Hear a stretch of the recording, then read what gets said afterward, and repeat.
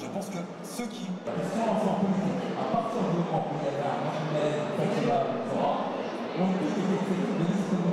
Surtout sur le vote des catholiques. Et de ce point de vue-là, depuis les études de Simon et Michel, moi je pense que si l'autonomie là, il est... Traditionnellement, les études faites par les instituts, conduites par les instituts de sondage, indiquent que les musulmans votent plutôt à gauche. Les élections passant, on voit qu'il y a un vote qui est beaucoup plus large aujourd'hui, avec un panel d'offres politiques qui est assez important, à droite comme à gauche. Maintenant, cette élection sera un bon élément à étudier pour savoir jusqu'à quel point, on va dire, dans quelle amplitude les musulmans ont voté. Mais ce qui est sûr, c'est qu'aujourd'hui, il y a des voix de personnes s'affichant comme musulmanes qui affirment voter de l'extrême droite jusqu'à l'extrême gauche.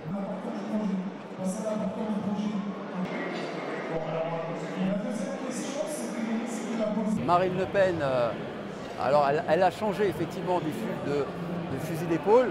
Elle a changé par rapport, elle ne porte plus l'antisémitisme de son père au sein de ses idéologies, pour changer vers un racisme devenu beaucoup plus acceptable, qui est celui de l'islamophobie.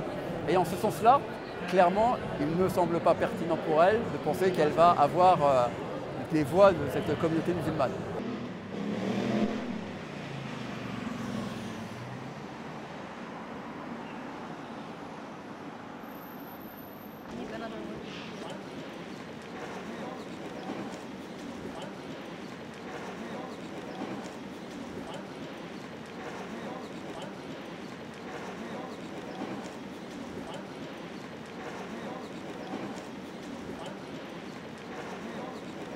Les mentalités en France ont changé. Avant, on se sentait bien, mais maintenant, on ne se sent plus vraiment bien. On a du mal à se sentir en sécurité. On est mal vu quand on pratique une certaine religion. C'est pas facile. Le niveau de vie, il est très difficile. La vie a vachement augmenté. Donc, j'aimerais bien un candidat qui fasse que les choses changent pour qu'on ait plus de pouvoir d'achat, qu'on se sente mieux en France, en sécurité. Les Français, ils en ont marre maintenant, hein, les Français. Les socialistes sont venus, ils n'ont rien fait.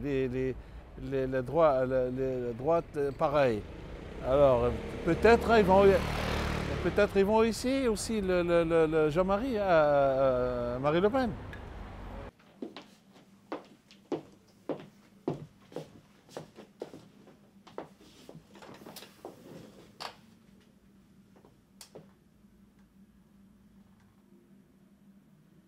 Les électeurs qui se disent musulmans ont plutôt tendance, comme je le disais, à voter à gauche. Et par exemple, si on prend le cas de 2012, on voit qu'ils avaient très largement voté à la fois à gauche au premier tour et François Hollande au second à plus de 80%.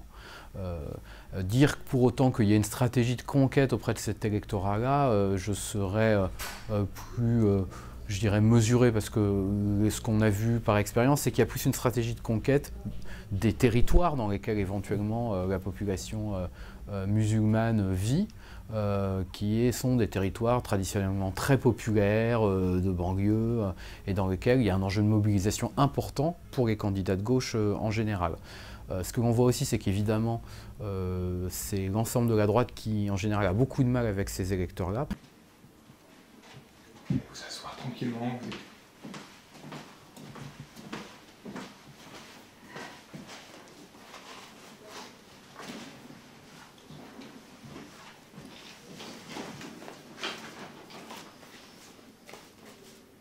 Il fait partie d'une génération, Internet, génération digitale, génération numérique, et il sait leur parler.